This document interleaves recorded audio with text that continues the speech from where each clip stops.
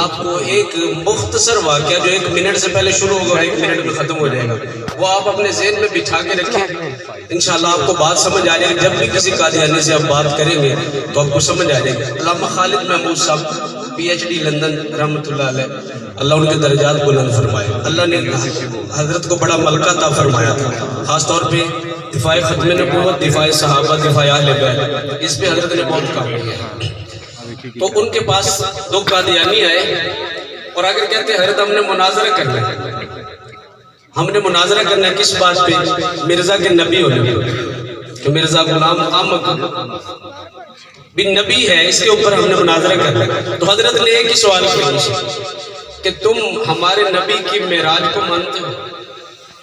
کہو یار سبحان اللہ، کیسے اتنی چوپ نہیں چنگی ہوئی؟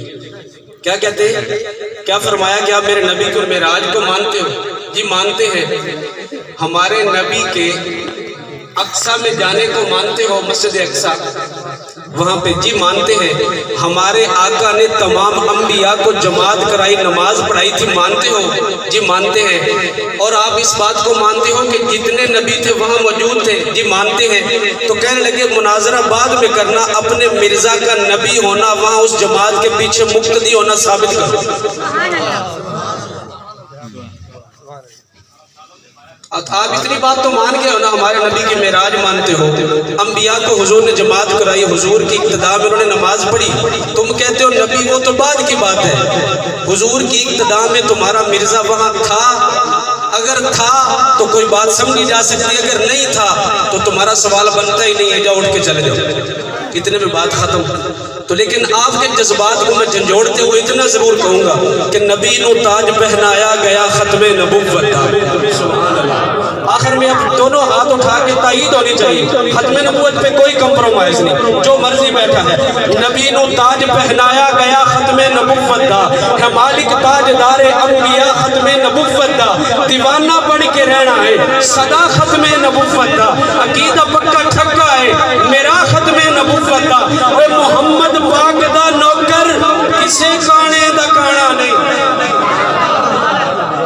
محمد پاک دا نوکر کسے کانے دا، مدثر صاحب، قاری سید صاحب، محمد پاک دا نوکر کسے کانے دا کانا نہیں۔ وٹو صاحب بیٹھے، بات ماشاءاللہ بنتی جڑتی ہے ان کے ساتھ۔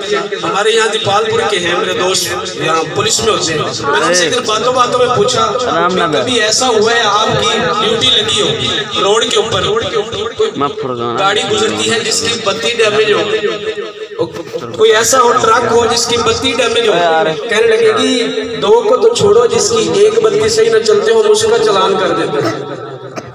ایک بندی والے ٹرک نو اسی روڈ تے چلن نہیں دیندے۔ میں کہا گل سمجھ آ گئی، اگر پاکستان دے قانون دے اندر ایک بندی والا ٹرک روڈ تے نہیں چل سکدا، اسی اس کانے نو نبوت دی شاہ رکھ کے کیویں برداشت کر سکتے ہیں؟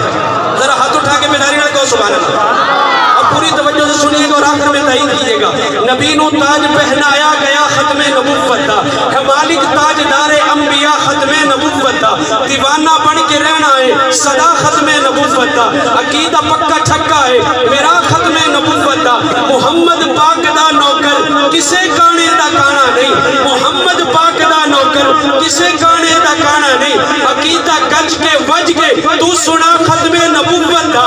جے نوکر ہے تو پھر حق بھی ادا کر نوکری دا، تو جے مومن ہے تو پھر نعرہ لگا ختم نبوت دا۔ تاجدار ختم نبوت، تاجدار ختم نبوت۔ آپ حضرات سے